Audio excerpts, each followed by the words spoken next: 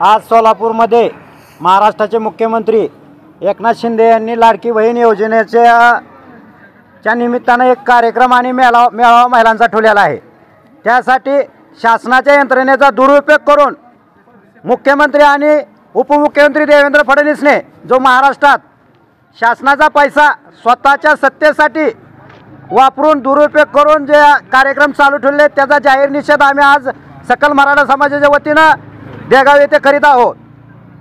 छत्रपती शिवाजी महाराज की मुख्यमंत्री साहेबांना माझं एक सांगणं आहे, मुख्यमंत्री तुम्ही वाशीमध्ये शिवाजी महाराजांची शपथ घेऊन मराठ्याची फसवणूक केलेली आहे। त्याच पद्धतीनं आज आम्ही या ठिकाणी तुमचीही फसवणूक करीत आहोत, कारण आमच्या गावातील एकही महिला तुमच्या बसमध्ये बसायला तयार नाही आणि येथून पुढे तुमच्या कुठल्याही राजकीय कार्यक्रमाला आमच्या गावातून महिला असो किंवा पुरुष असेल कुठल्याही समाजाचा माणूस तुमच्या कार्यक्रमाला आमच्या गावातून येणार नाही। आम्ही आज या निमित्तानं दाखवून दिलेला आहे।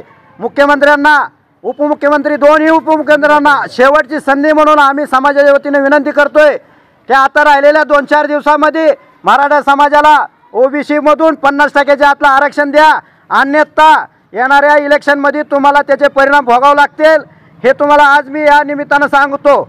जय हिंद, जय महाराष्ट्र। छत्रपती शिवाजी महाराज की जय।